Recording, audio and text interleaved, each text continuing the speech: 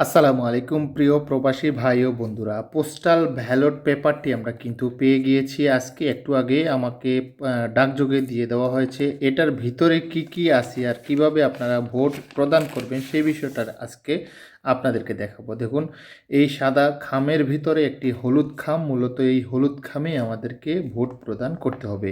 হলুদ খামের ভিতরে কি কি আছে আমরা এইটা খোলার পরে দেখা যাবে হলুদ খামের ভিতরে আরেকটি সাদা খাম রয়েছে। এই সাদা খামের ভিতরে কি রয়েছে এখানে দেখতে পাচ্ছেন। আমাদের সম্পূর্ণ কাজ করার পরে কিন্তু এটা সম্পূর্ণ সুন্দরভাবে ক্লোজ করতে হবে। যখন আরও ছোট সাদা খামটি দেখলাম, এখানে দেখতে পাচ্ছেন একটি পিঙ্ক কালার একটি পেপার, একটি ব্যালট পেপার এবং একটি ঘোষণাপত্র। তারা যেভাবে বলেছে ঠিক সেভাবে রয়েছে। এটা হলো গিয়ে গণভোটের পেপার। গণভোটের পেপারটা আপনারা পড়তে পারেন, পড়ে এখানে কাটাকুটি কিছুই না করে হাতে হা দিবেন, নাতে না দিবেন, শুধু আপনারা টিক মার্ক দিলেন। এই যে নির্দেশনা কিন্তু দেওয়া আছে, আপনারা হা হলে হা দিবেন, না হলে না দিবেন। না দেওয়ার পরে এটা যেভাবে আছে ঠিক সেভাবে এভাবেই রাখবেন। তারপরে এটা কিন্তু আমরা করব, আবারও খামের ভিতরে দিব। এটা হলো গিয়ে ঘোষণাপত্র। আপনারা যে ব্যক্তি পড়ালেখা জানেন কিংবা আপনি ভোট দেওয়ার কিংবা এখানে স্বাক্ষর দেওয়ার উপযুক্ত, তাহলে অবশ্যই এগুলো ফিল আপ করবেন। এখানে তারিখ দিবেন, এখানে আপনি আপনার স্বাক্ষর দিবেন এবং ভোটদাতার নাম, যে ব্যক্তি ভোট দিবেন তার নাম এবং জাতীয় পরিচয়পত্র। আর আপনি যদি পড়ালেখা জানেন না কিংবা লেখালেখি জানেন না, তারপরে নিচের যে অপশন রয়েছে, আপনি পড়ালেখা জানে এমন কাউকে দিয়ে আপনার এই ঘরটি পূরণ করবেন। তারিখ দিবেন, যে ব্যক্তি লিখবে সেই ব্যক্তির নাম দিবে, তার স্বাক্ষর দিবে, তারপরে যে ব্যক্তি লিখবে তার জাতীয় পরিচয়পত্র নাম্বার দিবে। এটাও যেমনটি ছিল সম্পূর্ণ কাজ শেষ করে আর কিছুই করতে হবে না, ঠিক সেভাবে রেখে দিবে। আর এটা হলো গিয়ে আমাদের সেই ব্যালট পেপার, যেটার মাধ্যমে আমরা ভোট দিব।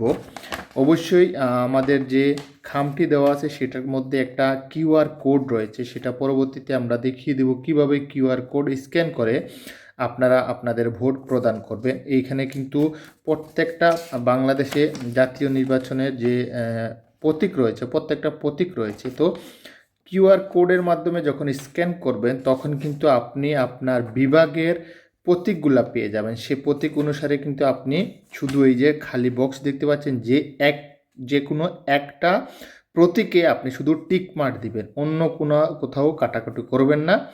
এটা আমরা পর্যায়ক্রমে আপনাদেরকে পরে কীভাবে কিউআর কোড স্ক্যান করতে হয় সেই বিষয়টা কমপ্লিট করে দিব। এই পেপারগুলো কখনোই নষ্ট করার চেষ্টা করবেন না। সম্পূর্ণ কাজ শেষ করলে যেভাবে ছিল ঠিক সেভাবে ভাঁজ করে রেখে দিবেন। তারপরে আপনি আবারও সেম টু সেম এই যে সাদা যে খামটি রয়েছে সেটার ভিতরে সবগুলো পেপার ঢুকাবেন এবং এই যে সাদা পেপারটা তুলে এটা একদম বন্ধ করে দিবেন। সম্পূর্ণ কাজ শেষ করার পরে এই কাজটি করবেন সতর্কতার সহিত। তারপরে আপনি এই হলুদ পেপারটির মধ্যে সম্পূর্ণ পেপারগুলো ঢুকিয়ে এটাও একদম সিল করে দিবেন যেভাবে দেওয়া আছে। সম্পূর্ণ কাজ শেষ করার পর এটা সিল করে দিবেন। সিল করে কষ্ট করে আপনার পার্শ্ববর্তী পোস্ট অফিসে এটা যে কোনো মানুষের মাধ্যমে কিংবা আপনি নিজে পৌঁছানোর ব্যবস্থা করবেন। তারপরে কিন্তু এটার আপনার কাজ শেষ। তারপরেও আমরা ডিটেলস নিয়ে কিভাবে কিউআর কোড স্ক্যান করে আপনারা বাকি কাজ করবেন সেটা খুব তাড়াতাড়ি আপনাদেরকে জানানোর চেষ্টা করব। ধন্যবাদ।